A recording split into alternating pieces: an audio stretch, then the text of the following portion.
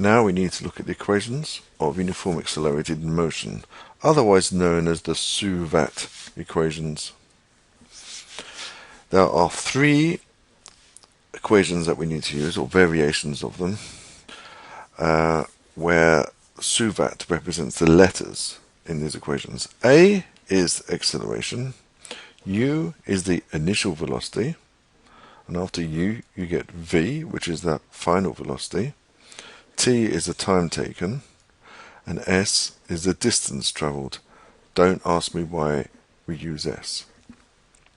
The three equations are V equals U plus AT. This can also be rearranged to define acceleration.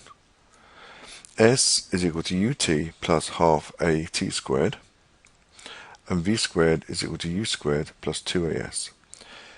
With these three equations, you can solve most of the SUVAT problems. The second one, S is equal to UT plus half AT squared, is normally avoided if you need to calculate T, because if T is an unknown, you end up trying to solve a quadratic equation. So if possible, I would try to work around that, but sometimes you need to do that. When would you use each of these equations? You notice that V is equal to U plus AT has 4 of the terms, and yet there are 5. There's something missing. So if you have these values, but you're missing the S, the distance, you use this one. So in this equation, it doesn't depend on S. So you might have V, U, and A, and find T, for example.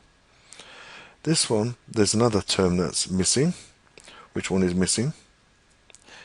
It is V, the final velocity. That's unknown. And the last equation, which of these variables is missing from this? T. So if you don't know T, you need to find out one of these other terms, you would use this equation.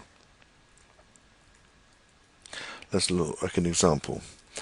A racing car accelerates at 5 meters per second squared from rest. How long does it take to reach 50 meters a second? Okay, this is an easy question, but I want you to use the SUVAT equations to solve this. I've given the answers to these 4 equations on the bottom left-hand corner, but I want to go through the process of using equations to do these. So these are the SUVAT equations. Notice that A is not here anymore because all these equations have A in them. Let's look at the solution for question 1. How long did it take to travel 50 meters a second? So this solution. What do we know? Do we know that A, that's 5 meters per second. We also know that the initial speed, since it starts from rest, is 0. We know that the final speed is 50 meters a second. The time is what we need to find out, and S, the distance, doesn't have any bearing on it whatsoever, so we can ignore S. So now we have to find one of these equations, one of the SUVAT equations, that does not have S in. Of course, it's the first one. S is not needed in this equation, and V is equal to U plus AT. So we start the solution with this. V is equal to U plus AT. We can rearrange to find T, and then we substitute the values in and get the solution. So the answer is 10 seconds. You can do the same thing with questions 2, 3 and 4. Here's another good example.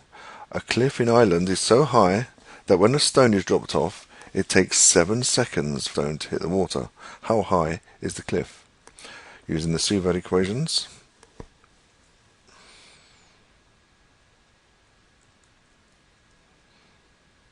this solution goes like this. What do we know? The acceleration is 10 meters per second squared.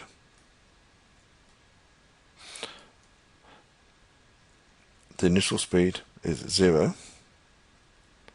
The final speed we don't need to know about. The time is 7 seconds, and the distance is what we need to find out. How high is the cliff? which equation do we need for this one? It's the one that does not have v, because this has no bearing on our answer. So which one does not have v? Of course, it's the second one. V is not present in s is equal to ut plus half at squared.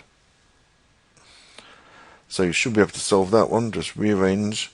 Well, in fact, you don't need to rearrange it.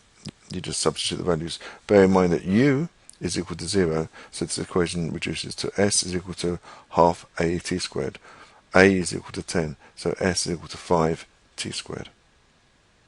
We need to know the effects of air resistance on falling objects. The faster an object moves, the greater the air resistance.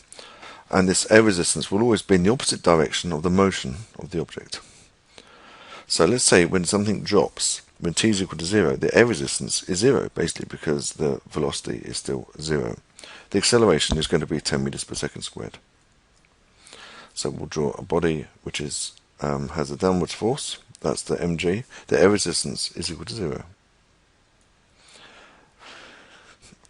After 15 seconds or so, the weight is still the same, but the air resistance is increasing. So the acceleration will be less than 10 meters per second squared. So now there is an air resistance upwards. So the net force is going to be less than the original force, which is the weight. So if the force is less, the acceleration will be less. Eventually, after a long time, the air resistance will be equal to the weight. The air resistance will be so great because it's going so quickly. So what we have then is that the air resistance will be exactly the same as the weight. So the net force acting on this is 0. If there are no net forces acting on an object, the acceleration will also be 0. This is when it reaches what's called terminal velocity.